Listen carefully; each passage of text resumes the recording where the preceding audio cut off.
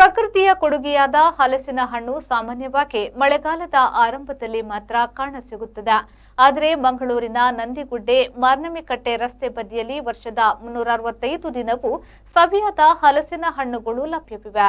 ಮುಡಿಪು ನಿವಾಸಿ ರೊನಾಲ್ಡ್ ಎಂಬುವರು ಕಳೆದ 4 ವರ್ಷಗಳಿಂದ ವಿರಾಮವಿಲ್ಲದೆ ಗುಣಮಟ್ಟದ ಹಲಸಿನ ಹಣ್ಣುಗಳನ್ನು ಗ್ರಾಹಕರಿಗೆ ಉಣಬಡಿಸುವ ಮೂಲಕ ಎಲ್ಲರ ಗಮನ ಸೆಳೆಯುತ್ತಿದ್ದಾರೆ. ಹಲಸಿನ ಹಣ್ಣಿನ ಸೀಸನ್ ಮುಗಿದರೂ ರೊನಾಲ್ಡ್ ಅವರ ಬಳಿ ಹಣ್ಣುಗಳು ಖಾಲಿಯಾಗುವುದಿಲ್ಲ. ತಮಿಳುನಾಡು, ಆಂಧ್ರಪ್ರದೇಶ ಮತ್ತು ಉತ್ತರ ಕರ್ನಾಟಕ ಸೇರಿದಂತೆ ದೇಶದ ವಿವಿಧ ರಾಜ್ಯಗಳಿಂದ ಕಾಲಕಾಲಕ್ಕೆ ಅನುಗುಣವಾಗಿ ಹಣ್ಣುಗಳನ್ನು ತರಿಸಿ ಇವರು ಮಾರಾಟ ಮಾಡುತ್ತಾರೆ.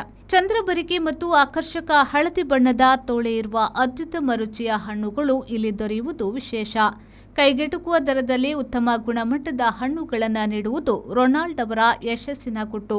ಕಳೆದ 4 ವರ್ಷಗಳಿಂದ ಒಂದು ದಿನ ಬಿಡುವಿಲ್ಲದೆ ತನ್ನ ವ್ಯಾಪಾರ ಮಾಡುತ್ತಿದ್ದೇನೆ.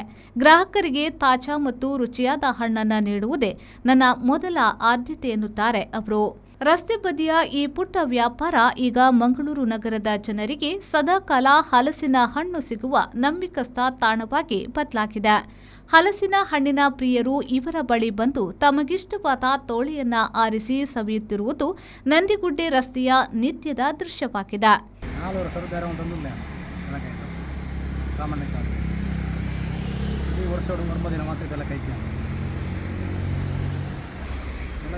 ಆಂಧ್ರ ತುಮಕೂರು ಮುಂದಿನ ಲೋಕಲ್ ಬರ್ತದೆ ಬೇರೆ ಮುಳ್ಳು ನಂದಿ ಹುಟ್ಟಿದ್ದು ಕಸ್ಟಮರ್ ಸೇಮ್